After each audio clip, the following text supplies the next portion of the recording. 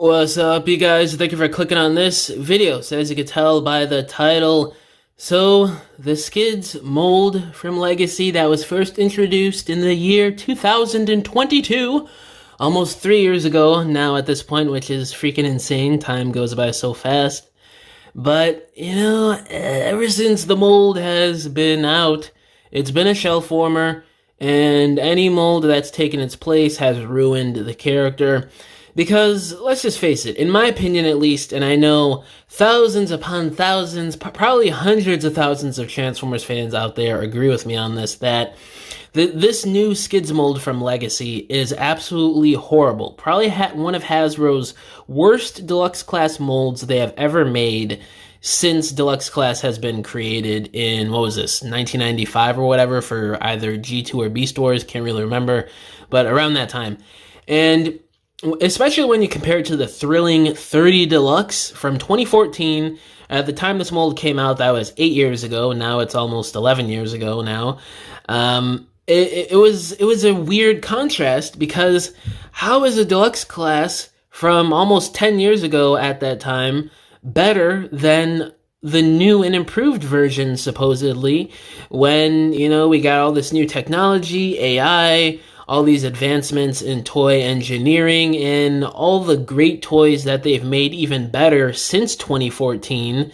It's just baffling to me that we got the result that we got. Now, obviously, it's partly because of, budgetary reasons and just how the world is nowadays with Hasbro and Takara, and just the overall structure of everything. In the economy, it's obviously not the greatest, and it's not what it was 10 years ago in 2014. Which is just the hard truth, but at the same time, it's like, we created all this, and, we could basically make up whatever we want. I mean, you go out to freaking, if you're a freaking astronaut and you go to the moon, freaking, the economy is not going to matter. It's going to be about your survival. So when you put it into perspective like that, it's like, I mean, what are we really doing here? And I don't know, it's just weird to me how this figure just turned out so bad. Even with the budgetary constraints that we have nowadays, there's still so many fantastic deluxe figures that we've gotten the last 5 years since the new design philosophy that started with Siege in 2019 has been going on, that this figure really seems like one of those outliers that is just like, what the hell was Hasbro thinking, and what happened behind the scenes?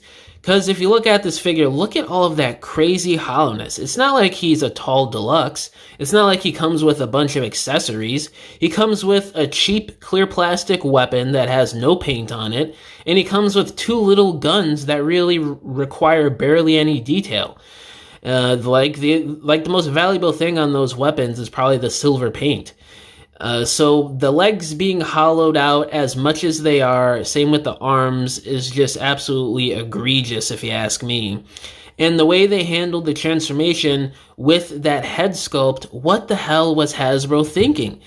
I mean, obviously they were low on parts count and the budget that they could use with this figure for a more complex head transformation, but still, they could have just molded the head separately from that hood panel from the car.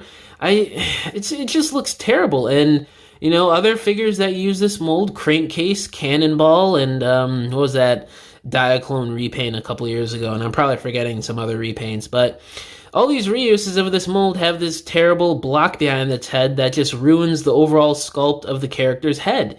It's just baffling to me that they chose this decision. I mean, what is this, a G1, G2 figure from 30, 40 years ago? It just doesn't make sense in the modern era in 2024, when absolutely no other molds have head sculpts like this anymore, and haven't had this consistently in over 30 years now, basically. So it's just one of those decisions that Hasbro made with this mold that is just a big WTF.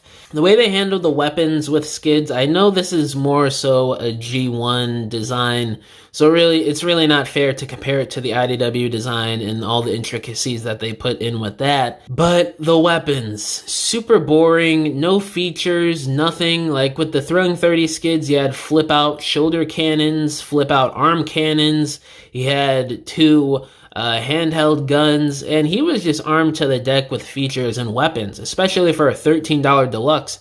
Back then in 2014, you really didn't see that often, and especially you don't really see it nowadays, and especially back then when you had the 2012 budget crunch.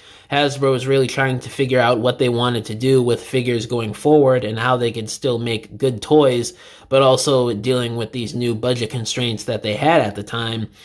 And it just came out to be a better figure, and especially nowadays, just a cheaper figure overall. You could probably find Thrilling 30 Skids for the same price as Legacy Skids, or maybe even cheaper if you know where to look and you're patient enough.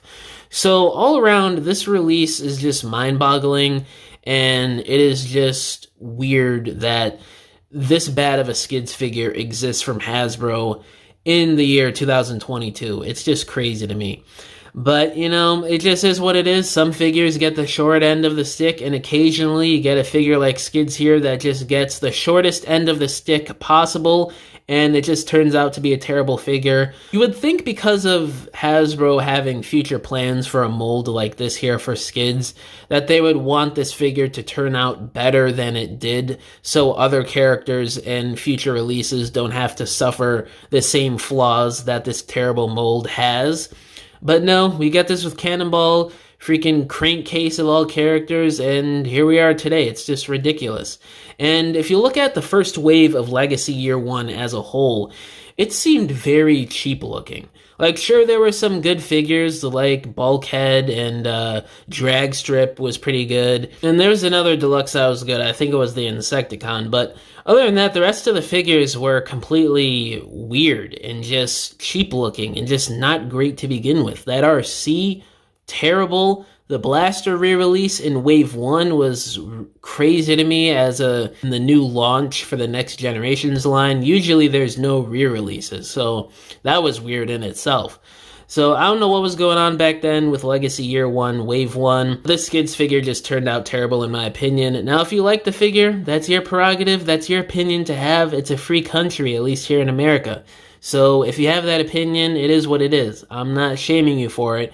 But also, don't shame my opinion in the comments below if you disagree with me. Be respectful all the way around, and I'll be respectful as well, as I am in every video, basically. So, you know, it's just crazy how I get some of these insane comments. And I know I'm not the only one out there that thinks this as well.